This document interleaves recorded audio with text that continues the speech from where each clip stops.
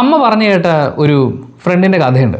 1980കളുടെ പകുതിയൊക്കെ ആവുന്ന സമയം തരക്കേടില്ലാതെ സ്കൂളിൽ പഠിച്ചുകൊണ്ടിരുന്ന പെൺകുട്ടി, നല്ല മാർക്കൊക്കെ ഉണ്ട്, 8ാം ക്ലാസ്സിൽ എത്തി നിൽക്കുകയാണ്. അങ്ങനെ മുന്നോട്ട് പോകുമ്പോൾ ആ കുടുംബം സാമ്പത്തികമായി വളരെ താഴ്ന്ന നിലയിലാണുള്ളത്. അച്ഛൻ വിറകുവെട്ടാണ്, അമ്മ വിദ്യാഭ്യാസമൊന്നുമില്ല.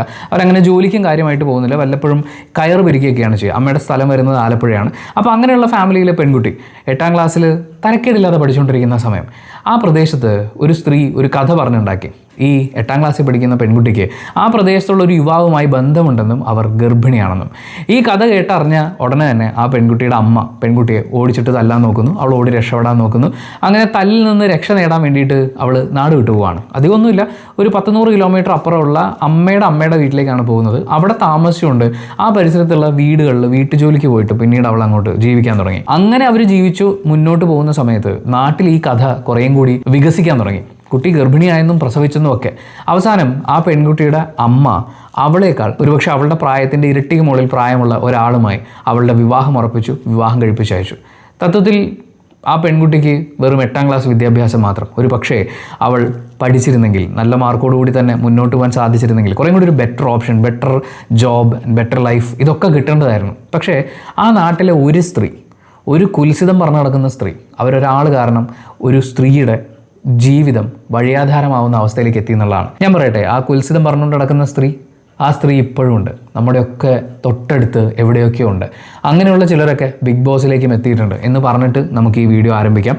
ആദ്യമേ പറയാനുള്ളത്, ബിഗ് ബോസ് സീസൺ 7 മലയാളത്തിൽ നിലവിൽ പൊയ്ക്കൊണ്ടിരിക്കുന്ന എപ്പിസോഡുകളിലൊന്നും നമുക്ക് ഗെയിം കാണാൻ പറ്റുന്നില്ല. ഇതൊരു ഗെയിം ലൈവ് റിയാലിറ്റി ഷോ ആണ്. പക്ഷേ ഗെയിം എവിടെ നമുക്ക് കാണാൻ പറ്റുന്നില്ല. അങ്ങോട്ടും ഇങ്ങോട്ടും കുറേ വളരെ മോശം സ്ട്രാറ്റജികളുമായി മുന്നോട്ട് പോകുന്ന ആളുകളെയാണ് കാണാൻ പറ്റുന്നത്. അപ്പോൾ ആ ആളുകളും അവരുടെ ആക്ടിവിറ്റീസിനെയൊക്കെ അനലൈസ് ചെയ്യുക എന്നുള്ളതാണ് നമ്മുടെ മുന്നിൽ ഇവിടെയുള്ള ഓപ്ഷൻ. ആൻഡ് അതാണ് നമ്മൾ ചെയ്യുക. ഇങ്ങനെ ഗെയിമായിട്ട് വലിയ ബ്രില്യൻസ്, അല്ലെങ്കിൽ ഇയാൾ ഇങ്ങനെ ചെയ്തു, അയാൾ അങ്ങനെ ചെയ്തു, ഇതൊരു ബ്രില്യൻസ് ആണെന്ന് പറയാൻ ഒന്നും തന്നെ ഇവിടെ അനുഭവപ്പെടുന്നില്ല.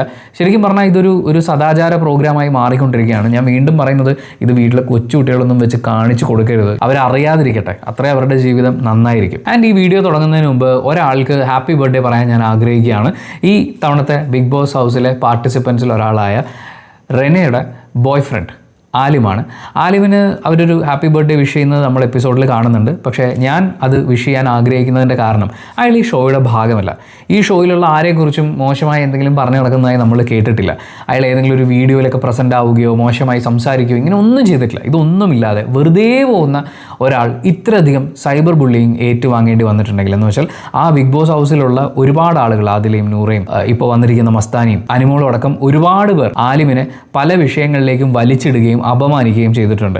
അതിൻ്റെ ഭാഗമായി ഇവരുടെയൊക്കെ PR ടീമും ഫാൻസ് അസോസിയേഷനും കൂടി ചേർന്ന് അയാളെ സോഷ്യൽ മീഡിയയിലും ആക്രമിക്കുന്നുണ്ട്. പക്ഷേ അതിനൊക്കെ എതിർത്ത് മുന്നോട്ട് വരാൻ അയാൾക്ക് സാധിക്കട്ടെ എന്നുള്ള ആശംസകൾ കൂടി നേർന്നുകൊണ്ട് ഒരു ഹാപ്പി ബർത്ത്ഡേ പറഞ്ഞിട്ട് നമുക്ക് വീഡിയോ ആരംഭിക്കാം. നമ്മുടെ നാട്ടിൽ ഈ പുരോഗമനം എന്നൊക്കെ പറയുമ്പോൾ, അല്ലെങ്കിൽ പുരോഗമന സമൂഹം എന്നൊക്കെ പറയുമ്പോൾ, ചില ആൾക്കാർ വിചാരിച്ചിരിക്കുന്നത് ഒരു സർട്ടൺ ടൈപ്പിൽ ഡ്രസ്സ് ചെയ്ത് നടക്കുന്നതാണ് പുരോഗമനം എന്നാണ്. വേറെ കുറച്ച് ആൾക്കാർ വിചാരിച്ചിരിക്കുന്നത് അത്യാവശ്യം റിച്ച് ആയിട്ട് ജീവിക്കുന്നതാണ് പുരോഗമനം എന്നുള്ളതാണ്. പലരും പുരോഗമനത്തിനെ പല രീതിയിലാണ് നോക്കിക്കാണുക. ഒരു മനുഷ്യനെ ചൂണ്ടിക്കാണിച്ചിട്ട് ഇയാളൊരു പുരോഗമനവാദിയാണെന്ന്, അല്ലെങ്കിൽ ഒരു പുരോഗമന ചിന്താഗതിയുള്ള ആളാണെന്ന് എങ്ങനെ വിലയിരുത്താൻ പറ്റുമെന്ന് ചോദിച്ചാൽ നമ്മൾ പലരും പല രീതിയിലായിരിക്കും അതിനെ അളക്കുക.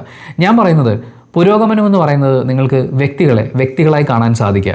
അവരുടെ ഇഷ്ടങ്ങളെ അവരുടെ ഇഷ്ടങ്ങളായി, അവരുടെ ചോയ്സസിനെ, അവരുടെ പ്രിഫറൻസിനെ, അതിനെയൊക്കെ അവരുടെ ഇഷ്ടങ്ങളായി കാണുകയും അവരതുമായി സമാധാനമായി ജീവിച്ചോട്ടെ. നമ്മുടെ സ്വാതന്ത്ര്യത്തിന് വിലങ്ങുതടി ആവാത്തടത്തോളം അവരുടെ ജീവിതം അവർക്ക് ഇഷ്ടമുള്ള പോലെ ജീവിച്ചോട്ടെ. നമ്മളത് അറിയാൻ വേണ്ടി കിടന്ന് മെനക്കെടുകയോ അതിൻ്റെ പേരിൽ അവരെ ജഡ്ജ് ചെയ്യുകയോ അതിൻ്റെ പേരിൽ അവരെക്കുറിച്ച് മോശം കഥകൾ പറഞ്ഞു നടക്കുകയോ ഒന്നും ചെയ്യാതിരിക്കുക എന്നുള്ള ഒരു മിനിമം ബോധ്യം നമ്മുടെ ഉള്ളിൽ ഉണ്ടാവുക എന്നുള്ളതാണ്. എഡ്യൂക്കേഷൻ ഉണ്ടാവുക. ഏതാണ്? സ്കൂളിൽ പോയി മറ്റേ ഡിഗ്രി സർട്ടിഫിക്കറ്റ് വാങ്ങിക്കുന്ന എഡ്യൂക്കേഷൻ അല്ല.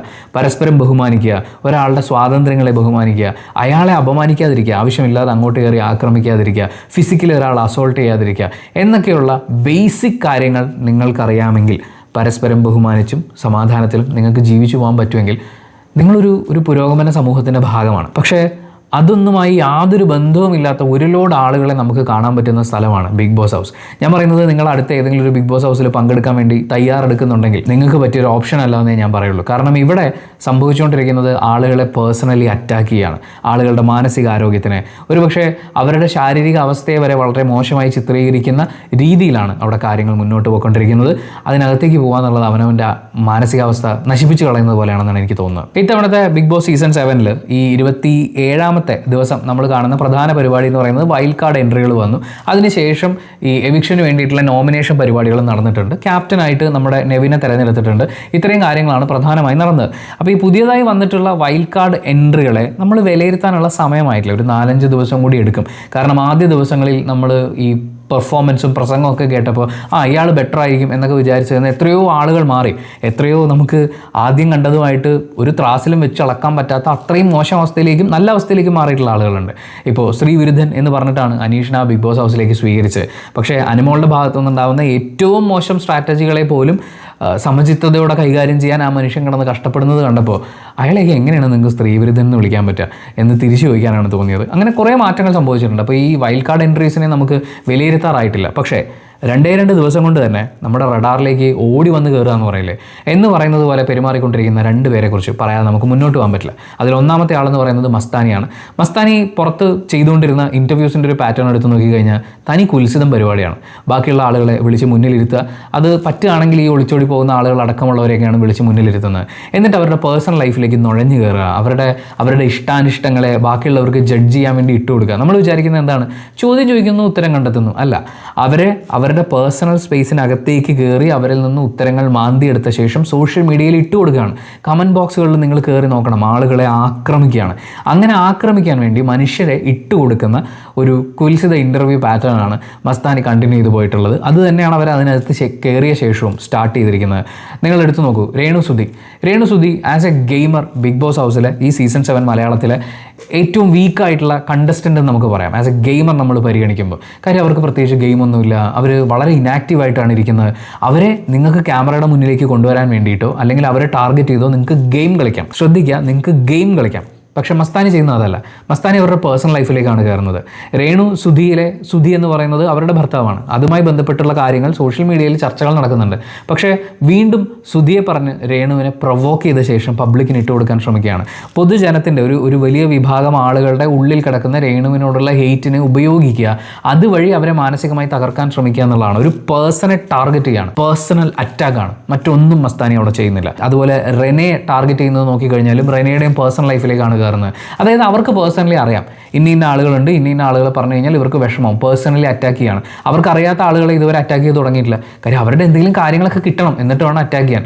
അനുമോളുമായിട്ടുള്ള അവരുടെ സ്ട്രാറ്റജി നോക്കൂ. ഇതിന് മുമ്പുള്ള എപ്പിസോഡ്സിൽ പ്രക്ഷേപണം ചെയ്തത് വെച്ചുകൊണ്ട് അനുമോൾ വേഴ്സസ് ശൈത്യ, അങ്ങനെ ഒരു സ്ട്രാറ്റജിക്ക് വേണ്ടിയിട്ടുള്ള ശ്രമങ്ങൾ, അല്ലെങ്കിൽ ആര്യനെയും ജിസേലിനെയും എടുത്ത് മുന്നിലേക്ക് ഇട്ട് കൊടുക്കുക, അവരെക്കുറിച്ച് പുറത്തിങ്ങനെ കഥയുണ്ട് എന്ന് പറയുന്ന ഒരു തീപ്പൊരി, അല്ലെങ്കിൽ എന്തെങ്കിലും കുൽസിതം കണ്ടെത്താൻ നടക്കുന്ന, അല്ലെങ്കിൽ ആ സ്ട്രാറ്റജിയുമായി നടക്കുന്ന അനുമോൾക്ക് ഈ സംഭവം ഇട്ട് കൊടുക്കുന്നത് മസ്താനിയുടെ സ്ട്രാറ്റജിയാണ്. അതൊരിക്കലും ഒരു നല്ല സ്ട്രാറ്റജി അല്ല, ഒരിക്കലും നമുക്ക് സ്വീകരിക്കാൻ പറ്റാത്ത സ്ട്രാറ്റജിയാണത്. അടുത്തയാൾ ജിഷിനാണ്. ജിഷിനെ ഈ ബിഗ് ബോസ് ഹൗസിലേക്ക് കയറുന്നതിന് മുമ്പ് അയാളുടെ പേഴ്സണൽ ലൈഫിൽ നടന്ന ചില വിഷയങ്ങളുമായി ബന്ധപ്പെട്ടിട്ടുള്ള ഇൻ്റർവ്യൂസിൻ്റെ കട്ടിങ്സ് ഞാൻ കണ്ടു നോക്കി. പേഴ്സണൽ ലൈഫ് ഡിസ്കസ് ചെയ്യേണ്ട ഒരു പരിപാടിയാണ് ഇത് എന്ന് എനിക്ക് ഒരിക്കലും തോന്നിയിട്ടില്ല. നമ്മൾ ബിഗ് ബോസിലെ ഗെയിമിനെ അനലൈസ് ചെയ്യാൻ വേണ്ടിയിട്ട് സ്റ്റാർട്ട് ചെയ്തിട്ടുള്ള ഒരു പരിപാടിയാണ്. പക്ഷേ ജിഷിൻ ബിഗ് ബോസ് ഹൗസിൽ എടുക്കുന്ന നിലപാടുകളും അയാളുടെ പേഴ്സണൽ ലൈഫിൽ എടുത്തിട്ടുള്ള നിലപാടുകളും തമ്മിൽ നോക്കുമ്പോൾ വളരെ വലിയ വ്യത്യാസങ്ങൾ കാണാൻ പറ്റും, അല്ലെങ്കിൽ വളരെ മോശമായിട്ടുള്ള ചേഞ്ചസ് കാണാൻ പറ്റും. അത് പറയാതെ നമുക്ക് മുന്നോട്ട് പോകാൻ പറ്റില്ല. ചിലപ്പോൾ നിങ്ങൾക്ക് ചോദിക്കാൻ തോന്നുമായിരിക്കും, പേഴ്സണൽ ലൈഫിന് എന്തിനാണ് ബിഗ് ബോസിലെ ഗെയിമുമായിട്ട് കൂട്ടിച്ചേർക്കുന്നതെന്ന്. സത്യമായും അങ്ങനെ കൂട്ടിച്ചേർക്കാൻ പാടില്ല, അങ്ങനെ ഒരുമിച്ച് നോക്കി കാണാൻ പാടില്ല. പക്ഷേ ഇവരൊക്കെയും ബിഗ് ബോസ് ഹൗസിൽ വന്നതിന് ശേഷം സംഭവിക്കുന്നത് പേഴ്സണൽ ലൈഫിനെ ബിഗ് ബോസ് ഹൗസിലേക്ക് കൊണ്ടുവരിക എന്നുള്ളതാണ്. നിങ്ങൾ ഷാനവാസിനെ നോക്കൂ, അനുമോളെ നോക്കൂ, ആരെ വേണമെങ്കിലും എടുത്ത് നോക്കിക്കോളൂ. വളരെ കുറച്ച് ആളുകൾ മാത്രം മാറ്റി നിർത്തി കഴിഞ്ഞാൽ എല്ലാവരും പേഴ്സണൽ ലൈഫാണ് എടുത്തിടുന്നത്. ജിഷിൻ ആണെങ്കിലും മസ്താനി ആണെങ്കിലും ഒക്കെ മറ്റ് കണ്ടസ്റ്റൻസിൻ്റെ പേഴ്സണൽ ലൈഫിനെ എടുത്തിട്ടുകൊണ്ടിരിക്കുകയാണ്. ജിഷിൻ അയാളുടെ പേഴ്സണൽ ലൈഫുമായിട്ട് ബന്ധപ്പെട്ടിട്ടുള്ള ഒരു ഇൻ്റർവ്യൂവിൽ പറയുന്നത്, വിവാഹം കഴിക്കുന്നു, ഡിവോഴ്സ്ഡ് ആവുന്നു, അതിനുശേഷം മറ്റൊരാളുമായി ഒരു റിലേഷൻഷിപ്പിൽ ഏർപ്പെടുന്നു. അതുമായി ബന്ധപ്പെട്ട സോഷ്യൽ മീഡിയയിലെ ചർച്ചകൾ അല്ലെങ്കിൽ ജഡ്ജിങ് പരിപാടികളൊക്കെ വന്നു കഴിഞ്ഞപ്പോൾ ജിഷിൻ തന്നെ ഇൻ്റർവ്യൂവിൽ ഇരുന്ന് ചോദിക്കുന്നത്, അവരുടെ പാട്ടിന് വിട്ടൂടെ, ഒരാളുടെ ജീവിതത്തിൽ എന്തിനാണ് ഇങ്ങനെ കയറി കളിക്കുന്നത് എന്നുള്ളതാണ്. ഇതേ കാര്യമാണ് ജിഷിൻ അവിടെ ഇരുന്ന് ചെയ്തുകൊണ്ടിരുന്നത്. അയാളുടെ പ്രിയപ്പെട്ട ഒരാളുടെ പേഴ്സണൽ ലൈഫിലേക്ക് ആളുകൾ എന്തിനാണ് ജഡ്ജ് ചെയ്യാൻ കയറുന്നത്, അവരുടെ ചോയ്സിനെ എന്തിനാണ് ചോദ്യം ചെയ്യുന്നത് എന്നൊക്കെ ചോദിച്ച ഇതേ ജിഷിനാണ് ആര്യൻ്റെയും ജിസേലിൻ്റെയും വിഷയം അനുമോൾ എടുത്തിട്ടപ്പോൾ അതുമായി ബന്ധപ്പെട്ട് അതിൻ്റെ ഡെമോൺസ്ട്രേഷൻ വരെ വേണമെന്ന് അവിടെ ആവശ്യപ്പെട്ടത്. മാത്രമല്ല ഇവരിപ്പോഴും ചെയ്തുകൊണ്ടിരിക്കുന്നത് ആളുകളെ അവരുടെ പേഴ്സണൽ കാര്യങ്ങളുമായി കണക്ട് ചെയ്തുകൊണ്ട് പബ്ലിക്കിന് ഇട്ട് കൊടുക്കുക എന്നുള്ളതാണ്. നിങ്ങൾ അനുമോൾ എന്താണ് ചെയ്യുന്നതെന്ന് വെറുതെ ആലോചിച്ച് നോക്കുള്ളൂ. പുറത്ത് ജനങ്ങളുണ്ട്, പുറത്തിറങ്ങിയാൽ നിനക്ക് ഈ പേര് വീഴും, പുറത്തിറങ്ങിയാൽ നിന്നെ അങ്ങനെ കൈകാര്യം ചെയ്യും, നിന്നെ ഇങ്ങനെ ആക്കും.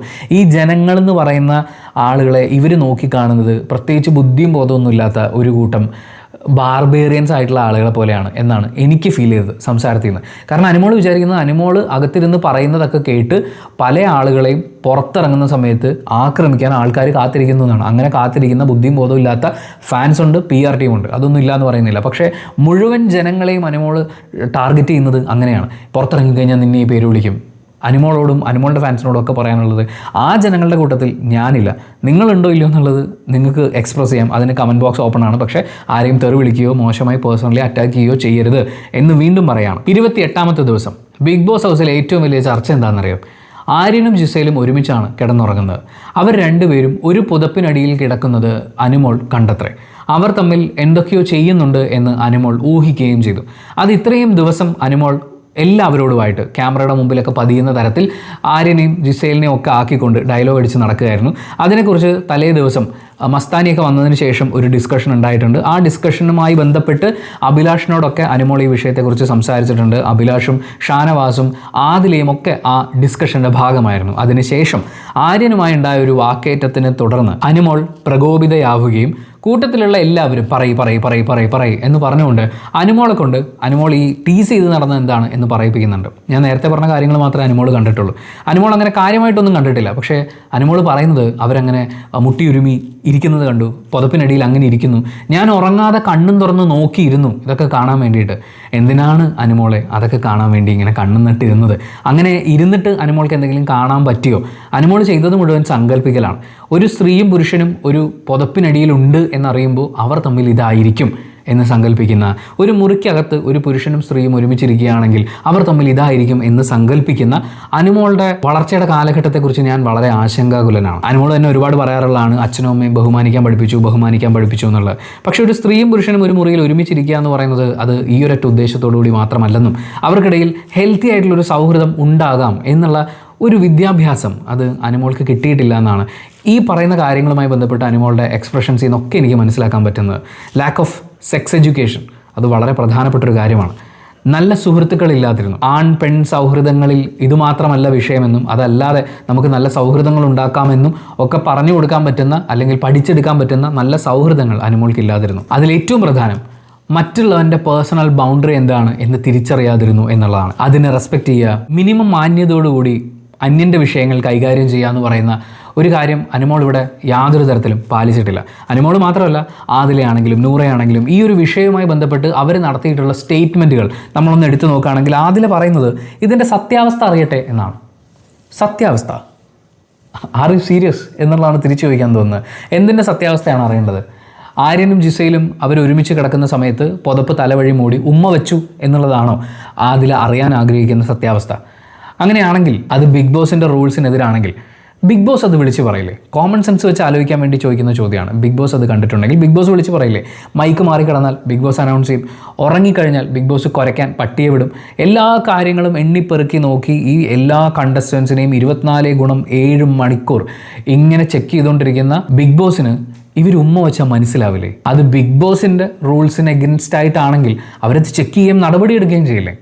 ഇനി അവർ ഉമ്മ വെച്ചു എന്ന് തന്നെ വിചാരിക്കൂ. അവർ ഉമ്മ വെച്ചു, 2 അവിവാഹിതരായിട്ടുള്ള ആളുകളാണ്, അവർ തമ്മിൽ എന്തെങ്കിലും ഒരു റിലേഷൻഷിപ്പ് ഉണ്ടാവുക എന്ന് പറയുന്നത് മൂന്നാമതൊരാളെ വേദനിപ്പിക്കേണ്ട കാര്യം ഇവിടെ ഇല്ല. അല്ലെങ്കിൽ മറ്റൊരാളെ പറഞ്ഞ് ചതിക്കുകയോ വഞ്ചിക്കുകയോ ഒന്നും ചെയ്തിട്ട് സംഭവിക്കുന്ന കാര്യമല്ല. അങ്ങനെ ആരെക്കുറിച്ചും ആദില നൂറയ്ക്കോ അനുമോൾക്കോ അവിടെയുള്ള മറ്റ് കണ്ടസ്റ്റൻസിനോ യാതൊരു അറിവുമില്ല. ഇനി അവർ ചുംബിച്ചു എന്ന് തന്നെ ഇരിക്കട്ടെ, that's none of your business. ഇനി അവർ തമ്മിൽ ചുംബിക്കുന്നു, ആ സമയത്തുള്ള അവരുടെ മൂവ്മെൻറ്റ്സ്, ശബ്ദം, ഇതൊക്കെ നിങ്ങളെ അരോചകമായ ഒരു അവസ്ഥയിലേക്ക് എത്തിക്കുന്നുണ്ടെങ്കിൽ, നമ്മളെല്ലാവരും ഒരു മുറി കിടക്കുകയാണ്, അപ്പോൾ ചില ശബ്ദങ്ങളോ അല്ലെങ്കിൽ പെരുമാറ്റങ്ങളോ നമുക്ക് ബുദ്ധിമുട്ടുണ്ടാകുന്നു. ഒരാൾ നടക്കുമ്പോൾ ചില ആൾക്കാരൊക്കെ ഉണ്ടായിരുന്നു. ഇപ്പം ഞാൻ സ്കൂളിൽ പഠിക്കുന്ന സമയത്ത് ഞങ്ങളുടെ ജോർജ് കുട്ടി സാറുണ്ട്. പുള്ളിയുടെ ഏറ്റവും വലിയ പ്രശ്നം നടക്കുന്ന സമയത്ത് ഈ ചെരുപ്പ് ഉരച്ചുകൊണ്ട് നടക്കുന്ന ആളുകളുണ്ട്. അതായത് നടന്നു പോകുമ്പോൾ ചെരുപ്പ് പൊക്കി വെച്ച് നടക്കുന്നതിന് പകരം ഉരച്ച് നടക്കും. പുള്ളിക്ക് ഭയങ്കര ഇറിറ്റേഷനാണ്. പുള്ളി വിളിച്ച് പറയും, എടാ ചെരുപ്പ് ഉരച്ചുകൊണ്ട് നടക്കരുത് എന്ന് പറയും. അങ്ങനൊരു ശബ്ദത്തിൻ്റെതായ ബുദ്ധിമുട്ടോ അല്ലെങ്കിൽ മറ്റെന്തിൻ്റെയും ആയിട്ടുള്ള ഒരു ബുദ്ധിമുട്ടുണ്ടെങ്കിൽ നിങ്ങൾ ആദ്യം ചെയ്യേണ്ടിയിരുന്നത് ബിഗ് ബോസിനോട് കംപ്ലയിൻറ്റ് ചെയ്യുക എന്നുള്ളതാണ്. ബിഗ് ബോസ് മുറിയിൽ ഇങ്ങനെ ചില കാര്യങ്ങളൊക്കെ നടക്കുന്നുണ്ട്. എനിക്ക് ആസ് എ പേഴ്സൺ ആ സാഹചര്യത്തിൽ ഇരിക്കാൻ ബുദ്ധിമുട്ടുണ്ട്. അവർക്ക് അവരുടെ പേഴ്സണൽ ചോയ്സ് ഉണ്ട്, ഇഷ്ടങ്ങളുണ്ട്, എന്താണെന്ന് വെച്ചാൽ ആയിക്കോട്ടെ. പക്ഷേ ഞാൻ കണ്ടസ്റ്റൻ്റായി നിൽക്കുന്ന ഈ സ്ഥലത്ത് ഈ മുറിയിൽ ഇതെന്നെ വളരെയധികം ബുദ്ധിമുട്ടിലാക്കുന്നുണ്ട് എന്ന് കംപ്ലയിൻറ്റ് ചെയ്യാം. ഇവരാരും ചെയ്തിട്ടില്ല, പോട്ടെ. ആര്യനും ജിസയിലുമാണ് ഇവർ മുന്നിൽ കാണുന്ന സങ്കല്പിച്ചുണ്ടാക്കുന്ന ഈ രതികഥയിലെ നായികന്മാരെന്ന് പറയുന്നത്. അവരെ രണ്ടുപേരും വിളിച്ചിരുത്തി ചോദിച്ചൂടെ, ആര്യ ഒന്ന് വന്നേ, ഞാനൊരു കാര്യം ചോദിക്കട്ടെ, എടാ എനിക്കിങ്ങനെ ഫീൽ ചെയ്യുന്നു പതപ്പിനടിയിൽ, അത് എനിക്ക് ഭയങ്കര ബുദ്ധിമുട്ടുണ്ടാകുന്നുള്ളൂ, എനിക്കത് കണ്ടിരിക്കുമ്പം സൗണ്ടൊക്കെ കേൾക്കുമ്പോൾ ഭയങ്കര ബുദ്ധിമുട്ട്, അത് ശരിയാണോ എന്നൊക്കെ അവരോട് ചോദിക്കുക. അവരെന്താണ് പറയുന്നതെന്ന് കേൾക്കുക. ആര്യനോടും ജിസയിലിനോടും അത് ചോദിച്ച് ക്ലിയർ ചെയ്യുക എന്നുള്ളതാണ് അവരെ പൊതുജനത്തിന് കടിച്ചു കീറാൻ ഇട്ട് കൊടുക്കുന്ന വെറും സദാചാര ഗുണ്ടകളായി അധപ്പതിച്ച് പോകുന്നതിന് മുമ്പ് അനിമോളാണെങ്കിലും ആദിലയാണെങ്കിലും നൂറയാണെങ്കിലും ചെയ്യേണ്ടിയിരുന്നത്. ഈ പറഞ്ഞ കാര്യങ്ങളൊന്നും ഇവർ ചെയ്യാതെ സങ്കല്പിച്ചുണ്ടാക്കിയിട്ട് സത്യാവസ്ഥ അറിയാൻ വേണ്ടി കാത്തിരിക്കുകയാണ്. ആദിലയും നൂറയും അവർ ലെസ്ബിയൻ കപ്പിൾസാണ്. അവരവരുടെ ചോയ്സും പ്രിഫറൻസും ഒക്കെ മനസ്സിലാക്കിയ ശേഷം അത് മുൻനിർത്തി ജീവിക്കാൻ വേണ്ടി നിയമ പോരാട്ടം നടത്തിയിട്ടുള്ള ആളുകളാണ്. അതായത് പേഴ്സണൽ ചോയ്സിനെ കുറിച്ച്, പേഴ്സണൽ ഫ്രീഡത്തിനെ കുറിച്ച് സംസാരിക്കുന്ന ആളുകളാണ്. ഇപ്പോൾ ഇവിടെ എന്താണ് സംഭവിച്ചിരിക്കുന്നത് നോക്കും. ആര്യനും ജിസയിലും അവർ രണ്ടുപേരും അവർ ചെയ്തിട്ടുണ്ടോ ഇല്ലയോ എന്ന് നമുക്ക് ആർക്കും അറിയാത്ത, ഒരു പക്ഷേ ബിഗ് ബോസിന് മാത്രം ഉറപ്പിച്ച് പറയാൻ പറ്റുന്ന, അല്ലെങ്കിൽ അവർ തന്നെ മുന്നോട്ട് വന്ന് പറയേണ്ടുന്ന ഒരു കാര്യം. ആ കാര്യത്തിൻ്റെ പേരിൽ അവിടെ സദാചാര പോലീസിങ്ങിന് വിധേയരാവുകയാണ്. അവിടെയുള്ള എല്ലാവരും ചർച്ച ചെയ്തുകൊണ്ടിരിക്കുകയാണ് ഇവർ തമ്മിൽ എന്താണ് ബന്ധം എന്നങ്ങനെ എല്ലാവർക്കും ചർച്ച ചെയ്യാൻ, അവരുടെ ഓരോരുത്തരുടെയും സദാചാര കണ്ണുകൾ കൊണ്ട് വിലയിരുത്താനും ജഡ്ജ് ചെയ്യാനും അതിൻ്റെ പേരിൽ മോശമായി നോക്കി കാണാനും ഒക്കെ ആളുകളെ ഇട്ടുകൊടുക്കുകയാണ് സദാചാര പോലീസിങ്. രണ്ട് ബുള്ളിങ് ആണ്. വട്ടം കൂടി നിന്ന് ആളുകളെ ആക്രമിച്ച് അവരുടെ വ്യക്തിത്വത്തെ തന്നെ ഇല്ലാതാക്കുന്ന രീതിയിൽ, അവരുടെ സ്വത്വബോധത്തിനെ ഇല്ലാതാക്കുന്ന രീതിയിലുള്ള ആക്രമണമാണ് അവിടെ നടന്നുകൊണ്ടിരിക്കുന്നത്. അത് ചോദ്യം ചെയ്യലല്ല, ആക്രമണമാണ്. 3 ഡിഫമേഷനാണ്. തനിക്ക് യാതൊരു ഉറപ്പുമില്ലാത്ത അനിമോൾ ഏറ്റവും ലാസ്റ്റ് അഭിലാഷിനോടും ഒനീലിനോടും പറയുന്നുണ്ട് തെളിയിക്കാൻ പറ്റില്ല എന്ന്. അപ്പോൾ നേരിട്ട് കണ്ടിട്ട് പോലും ഇല്ലാത്തൊരു കാര്യം കണ്ടു എന്ന് പറഞ്ഞുകൊണ്ട് അവരെക്കുറിച്ച് മോശമായൊരു ഇമേജ് പ്രേക്ഷകരുടെ ഇടയിലേക്കും ആ ഹൗസിലുള്ള ആൾക്കാരുടെ ഇടയിലേക്കും കുത്തി നിറയ്ക്കാൻ വേണ്ടിയിട്ടുള്ള ശ്രമമാണ് നടന്നത്, ഡിഫമേഷൻ. ഈ 3 കാര്യങ്ങളുടെ പേരിൽ സോഷ്യൽ മീഡിയയിലും പൊതുസമൂഹത്തിലും ഏറ്റവും കൂടുതൽ ആക്രമിക്കപ്പെട്ടിട്ടുള്ള ആളുകളാണ് ആദിലയും നൂറയും. ഡിഫെയിം ചെയ്യപ്പെട്ടു, ബുള്ളി ചെയ്യപ്പെട്ടു, സദാചാര പോലീസിങ്ങിന് വിധേയരാക്കപ്പെട്ടു. ഇതിനെയൊക്കെ ഫൈറ്റ് ചെയ്തുകൊണ്ട് മുന്നോട്ട് വന്ന ആദിലയും നൂറയും ആ ഒരു കമ്മ്യൂണിറ്റിയെ റെപ്രസെൻ്റ് ചെയ്തുകൊണ്ട് അവിടെ നിൽക്കുന്ന സമയത്ത് ഈ 3 കാര്യങ്ങൾക്ക് വേണ്ടി 2 മനുഷ്യരെ ഒരു തെളിവുമില്ലാതെ ഇട്ടുകൊടുക്കുക എന്ന് പറയുന്നത് ഒരു ന്യായീകരണവും ഇല്ലാത്ത തെറ്റാണ്.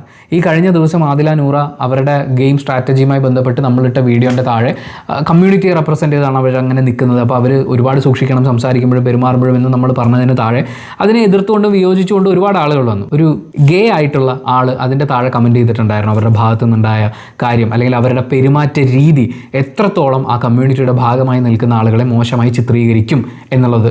അത് അവർ ഇനിയും മനസ്സിലാക്കിയിട്ടില്ല. ആദില ആക്ച്വലി അനിമോളെ ചോദ്യം ചെയ്യുന്ന ഒരേ ഒരു സ്ഥലത്താണ്. ജിസയിലിൻ്റെ വസ്ത്രധാരണ രീതിയെ അനിമോൾ മോശമായി ചിത്രീകരിച്ചു. സമാനമായ വസ്ത്രധാരണ രീതി പിന്തുടരുന്ന പെൺകുട്ടികൾ എന്നുള്ള നിലയ്ക്ക് അത് എന്നെയും കൂടി മോശമായി ബാധിക്കുന്ന രീതിയിലാണ്, അല്ലെങ്കിൽ ഇത് നിനക്കെതിരെ തിരിഞ്ഞു വരും എന്നൊരു ആർഗ്യുമെൻ്റാണ് ആദില മുന്നോട്ട് വെക്കുന്നത്. അതായത് ജിസയിലിന് എന്ത് വേണേലും പറഞ്ഞു, ആര്യന് എന്ത് വേണേലും പറഞ്ഞു, ഡിഫെയിം ചെയ്തു, നമുക്ക് ഇതിൻ്റെ സത്യാവസ്ഥയൊക്കെ എന്താണെന്ന് അറിയാം എന്ന് പറഞ്ഞ് കാത്തിരിക്കുന്ന ആദിലയ്ക്ക് ആദിലയുടെ പേഴ്സണൽ ചോയ്സിലേക്ക് ഒരു ചോദ്യം വരുമ്പോൾ മാത്രമാണ്, അതായത് അവനവന് പ്രശ്നം ഉണ്ടാകുമ്പോൾ മാത്രം പുരോഗമനം പറയുന്ന ഒരു പ്രത്യേകതരം പുരോഗമനവാദമാണത്. ഇവർ ഈ പറയുന്നത് പോലെയാണ്, ഈ ചിന്തിക്കുകയും പ്രവർത്തിക്കുകയും ചെയ്യുന്നത് പോലെയാണ് അനവധി വിവേചനങ്ങളെ, മാറ്റി നിർത്തലുകളെ, ആക്രമണങ്ങളെ ഒക്കെ അതിജീവിച്ച് മുന്നോട്ട് വന്നിട്ടുള്ള LGBTQIA+ സ്പെക്ട്രത്തിൽ വരുന്ന മറ്റുള്ള എല്ലാവരും എന്ന് ഞാൻ വിശ്വസിക്കുന്നില്ല. അങ്ങനെ കരുതരുതേ എന്നാണ് എനിക്കും പറയാനുള്ളത്. പക്ഷേ ഇവിടെ ഇതൊരു ഇരട്ടത്താപ്പാണ്. ആദിലയും നൂറയും ആക്ച്വലി അവർ ചെയ്തുകൊണ്ടിരിക്കുന്നത് മുഴുവൻ ബുള്ളിങ് ആണ്. റെനെ എന്ന കണ്ടസ്റ്റൻറ്റുമായി അവരുടെ കോൺവെർസേഷൻ ശ്രദ്ധിച്ച് നോക്കിയിട്ടുണ്ടെങ്കിൽ അത് മനസ്സിലാക്കാൻ പറ്റും. റെനയെ മാനിപ്പുലേറ്റ് ചെയ്ത് പരമാവധി ബുള്ളി ചെയ്ത്, ഞാൻ പ്രൊവോക്ക് ചെയ്തെന്നല്ല പറയുന്നത്, ബുള്ളി ചെയ്ത് അവരെ പുറകെ നടന്ന് അവരെ കൊണ്ട് കരഞ്ഞു കഴിയുമ്പോൾ സാരമില്ലടാ അത് സ്നേഹം കൊണ്ടാണ്, ഞാൻ അതാണ് ഉദ്ദേശിച്ചത് ഇതാണ് ഉദ്ദേശിച്ചതെന്ന് പറഞ്ഞ് ന്യായീകരിക്കുന്ന അങ്ങനെ ഒരു സുഹൃത്ത് നിങ്ങൾക്കുണ്ടെങ്കിൽ, അങ്ങനെ നിങ്ങളെ പുറകെ നടന്ന് ബുള്ളി ചെയ്യിച്ച് നിങ്ങളുടെ ഭാഗത്ത് തെറ്റുണ്ട് എന്ന് നിങ്ങളെ കൊണ്ട് വിശ്വസിപ്പിച്ച് പ്രതിരോധിക്കാൻ പറ്റാത്ത അവസ്ഥയിൽ നിങ്ങളെ കൊണ്ട് എത്തിച്ച ശേഷം ഞാൻ നിന്നെ പ്രൊട്ടക്റ്റ് ചെയ്യുന്ന ആളാണ്, ഞാൻ നിൻ്റെ കൂടെ നിൽക്കുന്ന ആളാണ് എന്ന് നിങ്ങളോട് ആരെങ്കിലും പറഞ്ഞിട്ടുണ്ടെങ്കിൽ നമ്പാതെ ഓടി രക്ഷപ്പെട്ടോ എന്ന് ഞാൻ പറയുള്ളൂ. ഈ സ്ട്രാറ്റജി റിയൽ ലൈഫിൽ ആരും നമ്മുടെ അടുത്ത് ഇറക്കാൻ വേണ്ടിയിട്ട് നിന്ന് കൊടുക്കരുത്. നമ്മൾ ഇങ്ങനെ സംസാരിക്കുന്ന വീഡിയോസിൻ്റെ ഒക്കെ താഴെ കോമൺ ആയിട്ട് വരുന്ന ഒരു കമൻറ്റാണ്, റെനയുടെ പെരുമാറ്റങ്ങൾ നിങ്ങൾ കാണുന്നില്ല, റെന ചെയ്യുന്ന തെറ്റുകൾ നിങ്ങൾ കാണുന്നില്ല, ചൂണ്ടിക്കാണിക്കുന്നില്ല എന്നൊക്കെ പറഞ്ഞിട്ട്. എന്നിട്ട് ആദ്യ എപ്പിസോഡുകളിൽ റെനയുടെ ഭാഗത്തു നിന്നുണ്ടായ വിഷയങ്ങളൊക്കെയാണ് പലരും കമൻസിൽ ചൂണ്ടിക്കാണിക്കുന്നത്. അത് ആക്ച്വലി ബിഗ് ബോസുമായി ബന്ധപ്പെട്ട് നമ്മൾ ഇതിനു മുമ്പ് ചെയ്തിട്ടുള്ള വീഡിയോസ് ഒന്നും കാണാതെ അവരവർക്ക് ഇഷ്ടമുള്ള ആളുകളെ കുറ്റം പറയുമ്പോൾ മാത്രം നിങ്ങളെന്നാൽ ബാക്കിയുള്ളവരെയും കൂടി കുറ്റം പറഞ്ഞ് കാണിക്കുക എന്ന് പറഞ്ഞു വരുന്ന കമൻസ് ആണ്. അത്തരം കമൻറ്റുകൾ ഞാൻ ഈ ചെയ്യുന്ന വർക്കിനും കൂടി എഗൻസ്റ്റ് ആയിട്ടുള്ളതായതുകൊണ്ടും അവർ നമ്മുടെ മറ്റൊരു വീഡിയോയും കാണാൻ ഉദ്ദേശിക്കുന്നില്ലാത്തതുകൊണ്ടും, കാരണം അങ്ങനെ കാണുകയാണെങ്കിൽ നമ്മൾ എത്രത്തോളം നിഷ്പക്ഷമായിട്ടാണ് ഈ പണിയെടുക്കുന്നത് എന്നുള്ളത് മനസ്സിലാക്കാൻ പറ്റും. അപ്പോൾ അതിനൊന്നും ക്ഷമയില്ലാതെ നമ്മുടെ വർക്കിനെ വളരെ മോശമായി ചിത്രീകരിക്കാൻ ശ്രമിക്കുന്ന ആളുകളെയും ഞാൻ കമൻറ്റ് ബോക്സിൽ നിന്ന് റിമൂവ് ചെയ്യുന്നുണ്ട്, ക്ഷമിക്കുക. ഇനി അനിമോളുടെ നടപടികളുമായിട്ട് ബന്ധപ്പെട്ടിട്ടുള്ള ചില കാര്യങ്ങളാണ്. ഇത് ആക്ച്വലി ഇങ്ങനെ പറയണമെന്നോ ഇങ്ങനെ ജഡ്ജ് ചെയ്യണമെന്നോ ഞാൻ ഒരിക്കലും കരുതിയില്ല. ഇതൊരു ജഡ്ജ്മെൻ്റ് അല്ല, നിങ്ങളാരും ഇത് ജഡ്ജ് ചെയ്യാൻ വേണ്ടിയിട്ടുമല്ല, ഇതൊരു ഇരട്ടത്താപ്പ് ചൂണ്ടിക്കാണിക്കാൻ വേണ്ടിയിട്ടാണ്. ഇപ്പോൾ അനിമോൾ ആര്യനും ജിസയിലും തമ്മിൽ അവർ ഒരുമിച്ചൊരു കട്ടിലിൽ കിടക്കുന്നു, അവർ ഒരു പുതപ്പിനടിയിൽ കിടക്കുന്നു, അവർ തമ്മിലുള്ള സൗഹൃദം ഇതൊക്കെ അനിമോൾക്കൊരു പ്രശ്നമായി അല്ലെങ്കിൽ മറ്റൊരു ബന്ധത്തിലേക്കുള്ള സാധ്യതയാണ്. അവരിതിനെയൊക്കെ മുതലെടുക്കുകയാണ്, അല്ലെങ്കിൽ അതിനെ ലൈംഗികതയുമായി കൂട്ടിച്ചേർക്കാൻ അനിമോൾക്ക് സാധിക്കുന്നത്.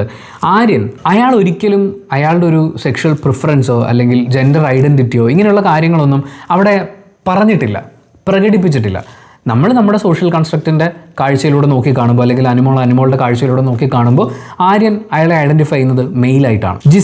ജിസയിൽ മറ്റ് പ്രിഫറൻസുകളോ ഐഡൻറ്റിറ്റിയോ അങ്ങനത്തെ ചേഞ്ചസോ അല്ലെങ്കിൽ താൻ ഈ സ്പെക്ട്രത്തിൽ ഇന്ന സ്ഥലത്താണ് വരുന്നതെന്നോ എന്നൊന്നും പറഞ്ഞിട്ടില്ല. ജിസയിലിനെ ഐഡൻറ്റിഫൈ ചെയ്യുന്നത് പെണ്ണായിട്ടാണ്.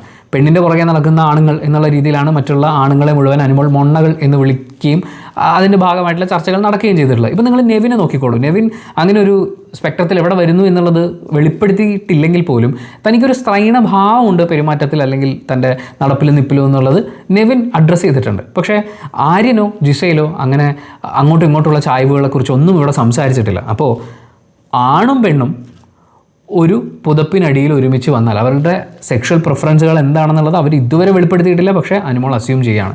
അതുകൊണ്ട് അവർക്ക് തമ്മിലൊരു അട്രാക്ഷൻ ഉണ്ടാവുമെന്നും അവർ ഒരു മറ കിട്ടിയാൽ ഇങ്ങനെ ചെയ്യുമെന്നും അനിമോൾ വിശ്വസിക്കുകയാണ്.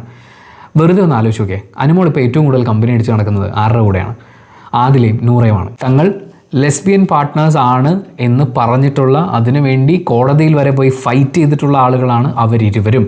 അവർക്ക് ഇരുവർക്കും അട്രാക്ഷൻ തോന്നുക ഫീമെയിലിനോടാണ് എന്നുള്ളത് തന്നെയാണ് അവരാ പറഞ്ഞിട്ടുള്ളത്. അനിമോൾ ഏറ്റവും ക്ലോസ് ആയി പെരുമാറുന്ന, ഇപ്പോൾ ഈ എപ്പിസോഡ് തന്നെ എടുത്തു നോക്കിക്കഴിഞ്ഞാൽ അനിമോൾ ആദിലയുടെ ശരീരത്തിൽ ചാരിയാണ് ഇരിക്കുന്നത്, നൂറ അനിമോളെ കെട്ടിപ്പിടിച്ചാണ് ഇരിക്കുന്നത്. വളരെ ക്ലോസ് ആയിട്ടാണ് അവരടുത്ത് ഇടപഴകിക്കൊണ്ടിരിക്കുന്നത്.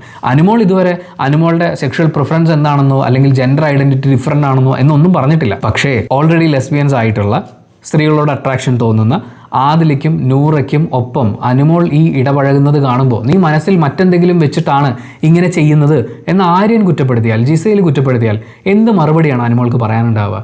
വായി വരുന്ന കുറേ പച്ചത്തെറിയും വീട്ടുകാരെ തെറി വിളിക്കുക എന്നുള്ളതിനപ്പുറത്തേക്ക് അനിമോൾക്ക് ഇവിടെ എന്ത് മറുപടിയാണ് കൊടുക്കാനുള്ളത്? ഇവിടുത്തെ പ്രധാന പ്രശ്നം ഇവർ അങ്ങോട്ടും ഇങ്ങോട്ടും ഊഹിക്കുകയാണ്. അതും ആര്യനും ജിസയിലും ചെയ്തിട്ടില്ലാത്ത കാര്യമാണ് അനിമോൾ ഇവിടെ ഊഹിച്ചുണ്ടാക്കിക്കൊണ്ടിരിക്കുന്നത്, സങ്കല്പിച്ചുകൊണ്ടിരിക്കുകയാണ്. അവിടെ നമുക്ക് ഈ ഡിഫറൻസ് കാണാൻ പറ്റും. അനിമോൾ ആര്യനെയും ജിസയിലിനെയും കുറിച്ച് സങ്കല്പിച്ചുണ്ടാക്കുന്നത് പോലെ ഒന്നും ആര്യനോ ജിസയിലോ അനിമോളെ കുറിച്ച് സങ്കല്പിച്ച് മെനക്കെടാൻ പോയിട്ടില്ല. അതാണ് നമ്മൾ നേരത്തെ പറഞ്ഞ സെക്സ് എഡ്യൂക്കേഷൻ്റെ ഇമ്പോർട്ടൻസ് എന്ന് പറയുന്നത്. വിദ്യാഭ്യാസത്തിൻ്റെ, നല്ല സൗഹൃദങ്ങൾ ഉണ്ടാവേണ്ടതിൻ്റെ ഒക്കെ ആവശ്യകത എന്ന് പറയുന്നത് അവിടെയാണ്. അതിനെക്കുറിച്ചാണ് ജിസയിൽ പറയുന്നത്. അനിമോളുമായി ബന്ധപ്പെട്ട വഴക്കിനെക്കുറിച്ച് ചർച്ച ചെയ്യുമ്പോൾ ജിസയിൽ പറയുന്നുണ്ട്, ഐ എം എഡ്യൂക്കേറ്റഡ് എന്ന് പറയുന്നുണ്ട്. എഡ്യൂക്കേറ്റഡ് എന്ന് പറഞ്ഞിട്ട് അവർ തലയിലേക്കാണ് ചൂണ്ടുവിരൽ ചേർത്ത് വെക്കുന്നത്. ആ എഡ്യൂക്കേഷൻ എന്ന് പറയുന്നത് എൻ്റെ കയ്യിൽ അനിമോൾക്ക് എടുക്കാൻ പറ്റാത്ത ഡിഗ്രി ഉണ്ടെന്നോ അല്ലെങ്കിൽ ഞാൻ PG കഴിഞ്ഞെന്നോ എന്നൊന്നല്ല ഉദ്ദേശിക്കുന്നത്. പരസ്പരം ബഹുമാനിക്കാനും മനസ്സിലാക്കാനും അക്സെപ്റ്റ് ചെയ്യാനും അനാവശ്യമായി ഇടപെടാതിരിക്കാനും ഒക്കെയുള്ള വിദ്യാഭ്യാസം തൻ്റെ വളർച്ചയുടെ കാലഘട്ടത്തിൽ കുടുംബത്തിൽ നിന്നും സ്കൂളിൽ നിന്നും സുഹൃത്തുക്കളിൽ നിന്നും തൻ്റെ കൊളീഗ്സിൽ നിന്നും അല്ലെങ്കിൽ സ്വന്തമായി ആർജിച്ചുമൊക്കെ അവർ ഉണ്ടാക്കിയെടുത്തിട്ടുണ്ടെന്നുള്ളതാണ്. ആ എഡ്യൂക്കേഷൻ സ്കൂൾ എഡ്യൂക്കേഷനെ കുറിച്ചല്ല പറയുന്നത്. ആ എഡ്യൂക്കേഷൻ ഇല്ലായ്മയാണ് അനിമോളുടെ പ്രകടനങ്ങളിൽ നിന്ന് അല്ലെങ്കിൽ അനിമോൾ ഗെയിം സ്ട്രാറ്റജിയായി കണ്ടെത്തുന്ന കാര്യങ്ങളിൽ നിന്ന് ജിസയിലിനെ അല്ലെങ്കിൽ ജിസയിലിൻ്റെ സ്ട്രാറ്റജിയെ വ്യത്യസ്തമാക്കുന്നത്. ഈ പ്രോഗ്രാം നിങ്ങൾ കാണുന്നുണ്ടെങ്കിൽ, നിങ്ങളുടെ വീട്ടിൽ കുട്ടികളുണ്ടെങ്കിൽ, കുട്ടികൾ ദയവേദി ഈ പരിപാടി കാണിക്കരുത്. ഇനി അഥവാ അവർ കണ്ടുപോയിട്ടുണ്ടെങ്കിൽ അവർക്ക് പറഞ്ഞു കൊടുക്കേണ്ടത് അക്ബറിൻ്റെ എങ്കിലും ഉദാഹരണമാണ്. അനിമോളെ ഒന്നും അല്ലെങ്കിൽ അനിമോളുടെ ഈ സ്ട്രാറ്റജി ഒന്നും ഒരാൾക്കും ഒരു മാതൃകയായി അവതരിപ്പിക്കരുത്. നൂറയെയോ ആദിലയോ അവരുടെ ഗെയിം സ്ട്രാറ്റജിയെ ഒരു തരത്തിലും ഒരു മാതൃകയാക്കി ജീവിതത്തിൽ അനുകരിക്കാൻ പറയരുത്. മറ്റാരെ തന്നെയും ഒരുപക്ഷെ ഈ ഒരു വിഷയത്തിൽ, ഈ ഒരു സദാചാര പോലീസിങ്ങിൻ്റെ ഏറ്റവും വൃത്തികെട്ട വേർഷൻ അരങ്ങേറിയിട്ടുള്ള ഈ എപ്പിസോഡിൽ എന്തെങ്കിലും അനുകരണീയമായതുണ്ടെങ്കിൽ അത് അക്ബറിൻ്റെ ഭാഗത്തുനിന്നുണ്ടായതാണ്. അക്ബർ ചോദിക്കുന്നുണ്ട്, അവർ ഉമ്മ വെച്ചെങ്കിൽ തന്നെ എന്താ, അതെങ്ങനെയാണ് നിങ്ങളുടെ വിഷയമാവുന്നത്? ഇനി എന്തെങ്കിലും ഉണ്ടെങ്കിൽ അത് ബിഗ് ബോസ് ചോദിച്ചോളൂ. കിസ് ചെയ്താൽ നീ എന്ത് ചെയ്യും എന്നുള്ളതാണ് ചോദ്യം. കിസ് ചെയ്താൽ എന്തെങ്കിലും ചെയ്യാനുണ്ടെങ്കിൽ അവിടെ ബിഗ് ബോസ് ആണ് ചെയ്യാനുള്ളത്. സങ്കല്പിച്ചുണ്ടാക്കിയിട്ട് ആളുകളെ തേജോവധം ചെയ്യേണ്ട ആവശ്യം അവിടെ ഇല്ലല്ലോ. ഈ പ്രോഗ്രാം എയർ ചെയ്യപ്പെടുന്ന സമയത്ത് ജനങ്ങൾ കണ്ട് അവർ വിലയിരുത്തിക്കോട്ടെ, ജനങ്ങൾ ചിന്തിച്ചോട്ടെ, അവരെന്ത് വേണമെങ്കിൽ ചിന്തിച്ചോട്ടെ. പക്ഷേ ജനങ്ങളുടെ അട്ടിപ്പേർ അവകാശം മുഴുവൻ ഏറ്റെടുത്ത് ജനങ്ങൾ ഇങ്ങനെയാണ് ചിന്തിക്കേണ്ടത് എന്നൊരു തെറ്റിദ്ധാരണ ഉണ്ടാക്കി കൊടുക്കുക എന്ന് പറയുന്നത് തെറ്റാണ്. അത് ചൂണ്ടിക്കാണിച്ച് ഇരകൾക്കൊപ്പം നിന്ന ഈ ഒരു കാര്യം തെളിയിക്കപ്പെടുന്നത് വരെ ഇവിടെ ആക്രമണം നേരിട്ടുകൊണ്ടിരിക്കുന്നത്, സദാചാര പോലീസിങ്ങിന് വിധേയരാക്കിക്കൊണ്ടിരിക്കുന്നത്, മാനസികമായി ഏറ്റവും അധികം ബുദ്ധിമുട്ട് അനുഭവിക്കുന്നത് ആര്യനും ജിസേലുമാണ്. ആര്യൻ്റെ ഇമോഷൻ പ്രകടിപ്പിക്കൽ കാര്യങ്ങളെക്കുറിച്ച് നമ്മൾ കഴിഞ്ഞ ദിവസങ്ങളിൽ സംസാരിച്ചിട്ടുണ്ടായിരുന്നു. ഈ ഒരു എപ്പിസോഡും കൂടി കാണുന്ന സമയത്ത് സത്യം പറഞ്ഞാൽ സങ്കടം തോന്നിപ്പോയി. ഇങ്ങനെയൊന്നും ഒരു മനുഷ്യനെ ഇത്രയും മോശമായിട്ടുള്ള ജഡ്ജ്മെൻറ്റിന് ഇട്ട് കൊടുക്കരുത് ബിഗ് ബോസേ എന്ന് പറയാൻ തോന്നിപ്പോയി. ബിഗ് ബോസ് വെറും ഒരു സദാചാരവാദി ബോസായി മാറുന്നതിൽ സങ്കടമുണ്ട്. അത് ഇവിടെ നടക്കുന്നത് അനുബോസിംഗ് ആണോ എന്ന് പോലും നമുക്ക് സംശയം തോന്നുന്ന രീതിയിൽ അനുമോളെ എങ്ങനെയെങ്കിലും നമുക്ക് അടുത്ത ലെവലിലേക്ക്, അടുത്ത റൗണ്ടിലേക്ക് കൊണ്ടുപോകണം എന്നുള്ള രീതിയിൽ അതിന് പറ്റുന്ന, ഒരുപക്ഷെ അനുമോളുമായിട്ട് കട്ടയ്ക്ക് പിടിച്ചു നിൽക്കാൻ പറ്റുന്ന അത്രയും സദാചാരവാദികൾ ഒരുമിച്ച് ഈ ബിഗ് ബോസ് ഹൗസിലേക്ക് കയറ്റുകയാണോ, എന്താണ് ചെയ്യുന്നതെന്നൊന്നും മനസ്സിലാക്കാൻ പറ്റാത്തൊരു മോശം അവസ്ഥയിലൂടെയാണ് ഈ എപ്പിസോഡും കടന്നു പോകുന്നത്. ബിഗ് ബോസ് പറയുന്നത് അവിടെ കൗൺസിലിംഗ് ചെയ്യാനുള്ള ആളുകളൊക്കെ ഉണ്ട്, സൈക്കോളജിസ്റ്റുകളൊക്കെ അവിടെ അവൈലബിൾ ആണ് എന്നാണ്. അങ്ങനെ പറയുന്നതിൽ എന്തെങ്കിലും ആത്മാർത്ഥത ഉണ്ടെങ്കിൽ ആര്യനും ജിസയിലും ഒക്കെ പറയുന്നത് അവർ വളരെ സ്ട്രോങ് ആയിട്ടുള്ള ആളുകളാണ്. ആദ്യം ചെറിയൊരു സങ്കടം വന്നു, പക്ഷേ ഞങ്ങൾ അതിനെ നേരിടും എന്ന് പറഞ്ഞാൽ ആര്യൻ റിയാക്ട് ചെയ്യണമെന്ന് പറയും, ജിസയിൽ ഇപ്പോൾ റിയാക്ട് ചെയ്യല്ല വേണ്ടത് എന്നുള്ള രീതിയിൽ സംസാരിക്കുകയും ചെയ്യുന്നുണ്ട്. അത് എന്ത് തന്നെയാണെങ്കിലും പ്ലീസ് അവരെ വിളിച്ചിട്ട് ചോദിക്കണം അവർ ഓക്കെ ആണോ എന്നുള്ളത്. അതവിടെ വേറെ ആരും ചോദിക്കുന്നില്ല. ഇതിൻ്റെ സത്യാവസ്ഥ അറിയാൻ വേണ്ടിയിട്ടാണ് എല്ലാവരും സദാചാര മുഖംമൂടി അണിഞ്ഞ് അവിടെ ഓരോ പെർഫോമൻസ് നടത്തിക്കൊണ്ടിരിക്കുന്നത്. അത് വിറ്റ് കാശാക്കി നിങ്ങൾ റേറ്റിംഗ് ഉണ്ടാക്കുന്നുണ്ട്, അതുവഴി നല്ല അഡ്വർടൈസ്മെൻറ്റ് കിട്ടുന്നുണ്ട്, നല്ല രീതിയിൽ പ്രൊമോസൊക്കെ റൺ ചെയ്യുന്നുണ്ട്. It's very good. ഒരു TV പ്രോഗ്രാം ആയാലും ഇങ്ങനെ വേണം എന്നുള്ള ഒരു മാതൃക നിങ്ങൾ സെറ്റ് ചെയ്തുകൊണ്ടിരിക്കുകയാണ്. പക്ഷേ ഇവർ ഓക്കെ ആണോ എന്ന് വിളിച്ചു ചോദിക്കാനുള്ള സാമാന്യ മര്യാദ കാണിക്കണം. രണ്ട് മനുഷ്യരാണ്. അവരെ പൊതുജനങ്ങൾക്ക് കടിച്ചു കീറി കൊടയാൻ വേണ്ടിയിട്ട് ഇട്ട് കൊടുക്കുന്ന സാഹചര്യമാണ് ഇവിടെ ഉണ്ടായിട്ടുള്ളത്. ഇതൊക്കെ ചെയ്തിട്ടും അനുമോൾ അവിടെ ചിരിച്ചുകൊണ്ട് നടക്കുന്നു എന്നുള്ളത്, അല്ലെങ്കിൽ ഈ സ്ട്രാറ്റജി ഉപയോഗിക്കുന്ന ഒരാൾ ഇത്രയും ഹാപ്പിയായി, ഇത്രയും കണ്ടൻറ് റിച്ചായിട്ട് അവിടെ നിൽക്കുന്നു എന്ന് പറയുന്നത് നമ്മുടെ സമൂഹത്തിൻ്റെ പോക്ക് എങ്ങോട്ടാണ് എന്നുള്ളതിൻ്റെ ഒരു സൂചന കൂടിയായിട്ട് നമുക്ക് വേണമെങ്കിൽ വിലയിരുത്താവുന്നതാണ്. ഈ എപ്പിസോഡിൽ നിന്ന് നമ്മുടെ കുട്ടികളിലേക്ക് എത്തിക്കാൻ പറ്റുന്ന ഒരു കാര്യം അക്ബറാണ്. ഇരയ്ക്കൊപ്പം നിൽക്കുക, അല്ലെങ്കിൽ ജഡ്ജ് ചെയ്യാൻ വേണ്ടിയിട്ട് ആളുകളിങ്ങനെ ഇട്ട് കൊടുക്കാതിരിക്കുക. അറ്റ്ലീസ്റ്റ് കൃത്യമായി കാര്യങ്ങളൊക്കെ മനസ്സിലാവുന്നത് വരെയെങ്കിലും മോശമായി ആളുകളെക്കുറിച്ച് പറഞ്ഞു പരത്താതിരിക്കുക എന്നുള്ളത്. രണ്ട്, ജിസയിലാണ്. ഇത്രയൊക്കെ കൂട്ടം കൂടി ആക്രമിച്ചപ്പോഴും, ഇത്രയൊക്കെ തന്നെക്കുറിച്ച് പറയാവുന്നതിൻ്റെ പരമാവധി മോശമായ കഥകൾ ഉണ്ടാക്കി പറഞ്ഞപ്പോഴും അത് ബിഗ് ബോസ് തീരുമാനിക്കട്ടെ. ബിഗ് ബോസ് ഈ പറയുന്ന വീഡിയോ ക്ലിപ്പുകൾ നോക്കണം, ഇവരുടെയൊക്കെ ആർഗ്യുമെൻസും കൗണ്ടർ ആർഗ്യുമെൻസും ഇതൊക്കെ പുറത്ത് അവരുടെയൊക്കെ വ്യക്തിജീവിതത്തെ വളരെയധികം മോശമായി ബാധിക്കുന്ന കാര്യങ്ങളാണ്. സ്വാഭാവികമായും നടപടികൾ ഉണ്ടാവട്ടെ. അങ്ങനെ നടപടികളിലൂടെ ബിഗ് ബോസ് എന്താണെന്ന് വെച്ചാൽ തീരുമാനിക്കട്ടെ. ജിസേലിൻ്റെ ഭാഗത്തുനിന്ന് റൂൾസ് ബ്രേക്ക് ചെയ്തിട്ടുണ്ടെങ്കിൽ, ആര്യൻ അങ്ങനെ ചെയ്തിട്ടുണ്ടെങ്കിൽ, അത് അനുമോളുടെ ഭാഗത്തു നിന്നാണെങ്കിലും പുറത്ത് ഇവരുടെയൊക്കെ പേഴ്സണൽ ലൈഫിനെ ഇല്ലാതാക്കുന്നത് പോലെയുള്ള ആർഗ്യുമെൻറ്റ്സ് ആണ് അവിടെ നടന്നുകൊണ്ടിരിക്കുന്നത്. അപ്പോൾ അങ്ങനെ ഒരു മോശം കാര്യം ഒരാളിൽ നിന്ന് സംഭവിച്ചിട്ടുണ്ടെങ്കിൽ, റൂൾസ് ബ്രേക്ക് ചെയ്യപ്പെട്ടിട്ടുണ്ടെങ്കിൽ അവരവിടെ നിന്ന് പുറത്തേക്ക് പോകുന്നത് വരെയുള്ള നടപടികൾ കൈക്കൊള്ളാൻ ബിഗ് ബോസിന് പറ്റും. പക്ഷേ ഇപ്പോൾ ഇത്രയും മോശമായി തനിക്കെതിരെ ആക്രമണങ്ങൾ ഉണ്ടാവുമ്പോഴും ഓപ്പോസിറ്റ് നിൽക്കുന്ന ആളുടെ പേഴ്സണൽ ലൈഫിനെ വലിച്ചു കീറാൻ വേണ്ടി ഇട്ടുകൊടുക്കുകയോ കൂട്ടത്തിലുള്ളവരെ ആരെയും മുന്നിലേക്ക് ഇട്ടുകൊടുക്കുകയോ ഒന്നും ചെയ്യാതെ ഒപ്പം ഉണ്ടായിരുന്ന തന്നെപ്പോലെ തന്നെ ആരോപണം നേരിട്ട ആര്യനെ വരെ ആശ്വസിപ്പിച്ചുകൊണ്ട് ജിസയിൽ കാണിച്ചിട്ടുള്ള ഒരു സംയമനമുണ്ട്. അത് നമ്മൾ ലൈഫിൽ പഠിക്കേണ്ട ഒന്നാണ്. അതിന് അവരെ പ്രാപ്തമാക്കിയ ഒരുപാട് കാര്യങ്ങളുണ്ട്. അവരുടെ പേരൻറ്റിങ് ഉണ്ട്, അനുമോൾ പറയുന്ന പോലെ അച്ഛനും അമ്മയും പഠിപ്പിച്ചു വിട്ട കുറേ കാര്യങ്ങളുണ്ട്. അതുപോലെ ജീവിതത്തിൽ അച്ചടക്കത്തിലൂടെ അവർ നേടിയിട്ടുള്ള കാര്യങ്ങളുണ്ട്. അവരുടെ ഇത്രയും യാത്രക്കിടയിൽ കണ്ടുമുട്ടിയിട്ടുള്ള വ്യക്തികളിൽ നിന്ന് പഠിച്ചെടുത്ത കാര്യങ്ങൾ, അങ്ങനെ ഒത്തിരി കാര്യങ്ങൾ അവരെ ഇതിന് പ്രാപ്തമാക്കിയിട്ടുണ്ടാകും. മിനിമം അത്രയെങ്കിലും ഒരു ആത്മസംയമനം പാലിക്കേണ്ട ഘട്ടങ്ങളിൽ അത് പാലിക്കണം. ഇതൊക്കെ തന്നെയാണ് ലാലേട്ടൻ വന്ന് കഴിഞ്ഞ എപ്പിസോഡിലും കുത്തിയിരുന്ന് ഘോരം പറഞ്ഞത്. ആ മനുഷ്യൻ പറഞ്ഞിട്ട് പോയതിന് പുല്ല് വിലയെങ്കിലും കൊടുത്തിട്ടുണ്ടായിരുന്നെങ്കിൽ ഈ എപ്പിസോഡും ഇതിന് മുമ്പത്തെ എപ്പിസോഡും ഇത്രയും മോശമായി മാറില്ലായിരുന്നു. എടി, പൊടി, പോട, ശാപം, കുത്തുവാക്ക്, പേഴ്സണൽ ലൈഫ് വലിച്ചു കീറി ലാലേട്ടൻ എത്ര വട്ടം പറഞ്ഞു ഇതിനപ്പുറം നിങ്ങൾക്കൊരു ജീവിതമുണ്ട്. ബിഗ് ബോസ് വരെ അനൗൺസ് ചെയ്തു ഇതിന് പുറത്തും നിങ്ങൾക്കൊരു ജീവിതമില്ലേ. എന്നിട്ടും ഒരു തേങ്ങ മനസ്സിലാവാതെ അവിടെ കിടന്ന് ഇങ്ങനെ കുന്തം പറഞ്ഞുകൊണ്ടിരിക്കുന്ന ആളുകളെക്കുറിച്ച് എന്ത് പറയാൻ. ഇതിൽ ഏറ്റവും വലിയ പ്രശ്നം ഇവർക്കൊന്നും ഒരു ടാസ്ക് ഇല്ല. No task. ബിഗ് ബോസിൻ്റെ ഭാഗത്തു നിന്നുണ്ടാകുന്ന വീഴ്ചയാണത്. ഇവർക്കൊക്കെ കളിക്കാൻ എന്തെങ്കിലും ഇട്ട് കൊടുക്കുക. ഇത് കളിക്കാനൊന്നും കിട്ടാതെ വരുമ്പോൾ അപ്പുറത്തിരിക്കുന്നവൻ്റെ തോളത്ത് കടിക്കുന്ന പരിപാടിയാണ് ഇവിടെ നടന്നുകൊണ്ടിരിക്കുന്നത്. എന്തെങ്കിലും ടാസ്ക് കിട്ടിയില്ലെങ്കിൽ അവനവനായി ഒരു ടാസ്ക് ഉണ്ടാക്കുക, അല്ലെങ്കിൽ അവനവനായി നല്ലൊരു ഗെയിം കണ്ടെത്തുക എന്ന് പറയുന്ന കാര്യമുണ്ടല്ലോ. ഇവരെല്ലാവരും പേഴ്സണലി അറ്റാക്ക് ചെയ്ത് കണ്ടന്റ് ഉണ്ടാക്കുന്നുണ്ട്. പക്ഷേ ആർക്കും ഇവിടെ ഗെയിമില്ല. അങ്ങനെ തുടരുന്നിടത്തോളം ഇത് മലയാളം കണ്ട ഏറ്റവും ടോക്സിക് ആയിട്ടുള്ളൊരു ഷോ ആയിട്ട് മാറിക്കൊണ്ടിരിക്കുകയാണ്. എന്തെങ്കിലും തരത്തിലുള്ള നടപടികൾ ഇനിയും കൈക്കൊണ്ടിട്ടില്ലെങ്കിൽ, സാധ്യത കുറവാണ്, ഇനിയും കൈക്കൊണ്ടിട്ടില്ലെങ്കിൽ ഇത് വളരെ വളരെ വളരെ വളരെ മോശമായി മാറിക്കൊണ്ടിരിക്കും. ഞാൻ ഇപ്പോഴേ പറയുന്നു, ദയവേത് ഇത് കുട്ടികളെ കാണിക്കാവുന്ന ഒരു പ്രോഗ്രാമായി നിങ്ങൾ കൺസിഡർ ചെയ്യരുത്. പ്രിയപ്പെട്ട ലാലേട്ടാ, അങ്ങനെ ഇനി എവിടെയും പോയി പറഞ്ഞു നടക്കരുത്. ഇത് കുട്ടികൾക്ക് കാണാനുള്ള പരിപാടിയാണെന്ന്. പിള്ളേർ ഈ പരിപാടി കാണാൻ പാടില്ല. ആൻഡ് ഏറ്റവും പ്രധാനപ്പെട്ട കാര്യം, നിങ്ങൾ ഈ പരിപാടി കണ്ടുകൊണ്ടിരിക്കുന്നത് നിങ്ങളെ ഏതെങ്കിലും തരത്തിൽ മെൻ്റലി ബാധിക്കുന്നുണ്ടെങ്കിൽ, ഇപ്പോൾ കമൻറ്റ് ബോക്സിലൊക്കെ ചെന്ന് നോക്കുന്ന സമയത്ത് ചിലപ്പോൾ ചില ആളുകളോടായിരിക്കും, ചില പ്രവർത്തികളോടായിരിക്കും അതിനോടൊക്കെയുള്ള ദേഷ്യവും അമർഷവും ഒക്കെ ആളുകൾ പ്രകടിപ്പിക്കുന്നത് കാണുമ്പോൾ നമുക്ക് വാക്കുകളിൽ മനസ്സിലാവുമല്ലോ ഇത് അവരെ വളരെ പേഴ്സണലി അഫക്റ്റ് ചെയ്ത് തുടങ്ങിയിട്ടുണ്ടെന്ന്. അങ്ങനെ ഈ പ്രോഗ്രാം നിങ്ങളെ പേഴ്സണലി അഫക്റ്റ് ചെയ്ത് തുടങ്ങിയിട്ടുണ്ടെന്ന് എവിടെയെങ്കിലും ഒരു ചെറിയ തോന്നലെങ്കിലും ഉണ്ടെങ്കിൽ, നിങ്ങളുടെ വ്യക്തി ജീവിതത്തിനെ, നിങ്ങളുടെ സ്വകാര്യ ജീവിതത്തിനെ ഇതിലെ പല കാര്യങ്ങളും ആളുകളൊക്കെ ബാധിച്ച് തുടങ്ങുന്നു എന്ന് തോന്നുകയാണെങ്കിൽ ഇമ്മീഡിയറ്റ്ലി സ്റ്റോപ്പ് ചെയ്യുക. എനിക്ക് തരാൻ പറ്റുന്ന ഏറ്റവും വലിയ സജഷൻ അതാണ്. ഇത് നിങ്ങളുടെ മെൻ്റൽ ഹെൽത്തിനെ ബാധിക്കുന്നു എന്ന് തോന്നിയാൽ സ്റ്റോപ്പ് ചെയ്യുക. നിങ്ങളുടെ പേഴ്സണൽ കാര്യങ്ങൾക്കിടയിൽ ഇപ്പോൾ രാത്രി ഉറങ്ങാൻ കിടക്കുമ്പോൾ ഇവരുടെയൊക്കെ മുഖങ്ങളും പേരുകളും ഒക്കെ നിങ്ങളുടെ സ്വപ്നത്തിൽ വരുന്നുണ്ടെങ്കിൽ നിങ്ങളിതിൽ ഭയങ്കര ഇൻവോൾവ് ആയി പോയിരിക്കുകയാണ്. ഏറ്റവും ടോക്സിക് ആയിട്ടുള്ള വളരെ ഓപ്പണായി ഇമോഷൻസ് എക്സ്പ്രസ് ചെയ്തുകൊണ്ടിരിക്കുന്ന സദാചാര പോലീസിങ്ങിൻ്റെ പീക്ക് ലെവലിൽ നിൽക്കുന്ന ഒരു 1960കളിലെ കേരളത്തിൽ പോലും നമ്മൾ കാണരുതെന്ന് ആഗ്രഹിക്കുന്ന കാര്യങ്ങൾ സംഭവിച്ചുകൊണ്ടിരിക്കുന്ന ഒരു പ്രോഗ്രാമായി അത് മാറിക്കൊണ്ടിരിക്കുകയാണ്. അത് നിങ്ങൾ എഫക്റ്റ് ചെയ്യുന്നുണ്ടെങ്കിൽ ഇമ്മീഡിയറ്റ്ലി സ്റ്റോപ്പ് ചെയ്യുക. ആൻഡ് ഇതിൽ നിന്നൊക്കെ മനസ്സിലാക്കേണ്ടത്, പേഴ്സണൽ ലൈഫിലും നമ്മൾ ആളുകളെ ചൂസ് ചെയ്യുന്ന സമയത്ത് ഇതിൽ ചില ക്യാരക്ടേഴ്സ്, അവരുടെ ട്രേറ്റ്സ് ഓടി രക്ഷപ്പെട്ടേക്കുക.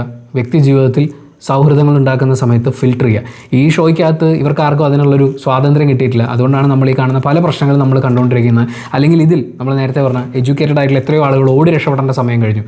പക്ഷേ വ്യക്തി ജീവിതത്തിൽ, നമ്മുടെ ജീവിതത്തിൽ നമുക്കതിനുള്ള കുറേയൊക്കെ സ്വാതന്ത്ര്യങ്ങളുണ്ട്. അപ്പോൾ സുഹൃത്തുക്കളെ തിരഞ്ഞെടുക്കുമ്പോൾ നെഞ്ചോട് ചേർത്ത് വെക്കാവുന്ന ആളുകളെ തിരഞ്ഞെടുക്കുമ്പോൾ സൂക്ഷിക്കുക.